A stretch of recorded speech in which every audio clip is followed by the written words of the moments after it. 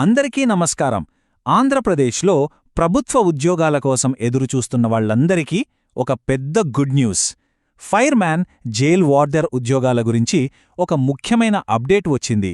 దాని గురించే ఇప్పుడు మనం వివరంగా తెలుసుకోబోతున్నాం. సరే, ఇక నేరుగా విషయంలోకి వెళ్ళిపోదాం. ఆంధ్రప్రదేశ్ హోమ్ మినిస్టర్ గారు స్వయంగా ఒక విషయం కన్ఫర్మ్ చేశారు. ఏంటంటే, ఫైర్ డిపార్ట్మెంట్ అలాగే ప్రిజన్స్ డిపార్ట్మెంట్లో త్వరలోనే రిక్రూట్మెంట్ ఉండబోతోందని చెప్పారు. ఇది నిజంగా పెద్ద వార్తే. అవును, ఇది ఉద్యోగాల కోసం ప్రయత్నిస్తున్న వాళ్లకు ఎంత మంచి వార్తో కదా. ఎందుకంటే చాలా ఏళ్లుగా ఈ పోస్టులు ఖాళీగా ఉన్నాయి. ఇప్పుడు వాటిని భర్తీ చేయబోతున్నారు. ఇది కేవలం ఉద్యోగార్థులకే కాదు, మన రాష్ట్ర భద్రతకు కూడా చాలా ముఖ్యమైన విషయం. సరే, ఇంతకీ ఏ పోస్టులు భర్తీ చేయబోతున్నారు అని అనుకుంటున్నారా? మేజర్గా 2 రకాల పోస్టులున్నాయి.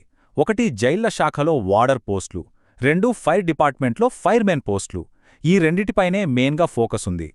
ఒకసారి మనం పాత నోటిఫికేషన్ అంటే 2018 నోటిఫికేషన్ చూస్తే ఈ పోస్టులకి కొన్ని పోస్ట్ కోడ్స్ ఇచ్చారు. ఉదాహరణకి చూడండి, మెన్ వార్డర్కి పోస్ట్ కోడ్ 24, విమెన్ వార్డర్కి 25, ఫైర్మెన్కేమో 26. అంటే ఈ పోస్టులని ఇలా కేటగరైజ్ చేస్తారన్నమాట. సరే, పోస్టుల గురించి తెలిసింది. మరి వీటికి అప్లై చేయాలంటే ఉండాల్సిన క్వాలిఫికేషన్స్ ఏంటి? ఇది చాలా మందికుండే డౌట్. ఇప్పుడు దాని గురించే చూద్దాం. అవును, ఇది చాలా కీలకమైన ప్రశ్న. మన దగ్గరున్న సమాచారం అంతా కూడా ఇంతకుముందు వచ్చిన అఫీషియల్ నోటిఫికేషన్ బేస్ చేసుకునే చెప్తున్నాం. సో అప్పుడు వాళ్ళు ఏ క్వాలిఫికేషన్ అడిగారో చూద్దాం. చూడండి, మెయిన్ రిక్వైర్మెంట్ ఏంటంటే ఇంటర్మీడియట్ పాస్ అయి ఉండాలి. కానీ ఇక్కడొక పాయింట్ ఉంది, లేదా దానికి సమానమైన అర్హత అని కూడా మెన్షన్ చేస్తారు. మరి ఆ సమానమైన అర్హత అంటే ఏంటో చాలామందికి కన్ఫ్యూజన్ ఉంటుంది. దాన్ని క్లియర్ చేసుకుందాం. ఇదిగోండి, ఇక్కడ ఆప్షన్స్ స్పష్టంగా ఉన్నాయి. ఒకటి, రెగ్యులర్గా 10+2 అంటే ఇంటర్మీడియట్. అది లేకపోతే రెండో ఆప్షన్, 10th క్లాస్ తర్వాత 2 ఏళ్ల ఐటీఐ కోర్స్ చేసినా కూడా ఎలిజిబులే. ఇక మూడో ఆప్షన్ డిప్లొమా. సో ఈ మూడింట్లో ఏదున్నా ఈ పోస్టులకు అప్లై చేసుకోవచ్చు అన్నమాట. సరే, ఇంతకీ ఈసారి వేకెన్సీలు ఎందుకు ఇన్ని ఎక్కువగా ఉంటాయని అంటున్నారు? దాని వెనుక ఒక రీజన్ ఉంది. అసలు రిక్రూట్మెంట్ హిస్టరీ చూస్తే మనకే అర్థమవుతోంది.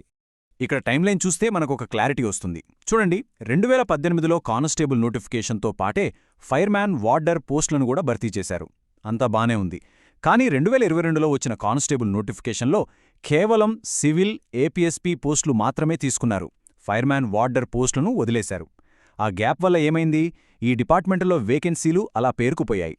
అందుకే ఇప్పుడొచ్చే రిక్రూట్మెంట్ చాలా పెద్దదిగా ఉండబోతోంది. సరే, ఇదంతా బాగుంది. మరి నెక్స్ట్ ఏంటి? మనమిప్పుడు దేనికోసం వెయిట్ చేయాలి? అఫీషియల్గా రాబోయే స్టెప్ ఏంటి?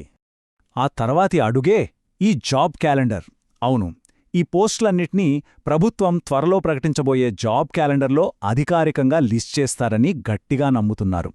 అదే మనకు కావలసిన అసలు క్లారిటీ ఇస్తుంది. ఇది మనం ఊహించి చెప్తున్న మాట కాదు.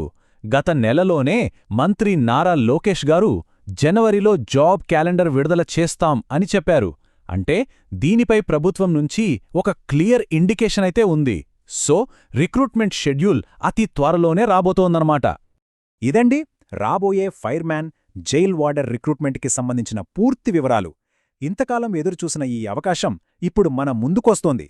మరి ఈ అవకాశాన్ని అందిపుచ్చుకోవడానికి అభ్యర్థులందరూ సిద్ధంగా ఉన్నారా లేదా అనేది ఇప్పుడు వాళ్ళు తేల్చుకోవాల్సిన విషయం.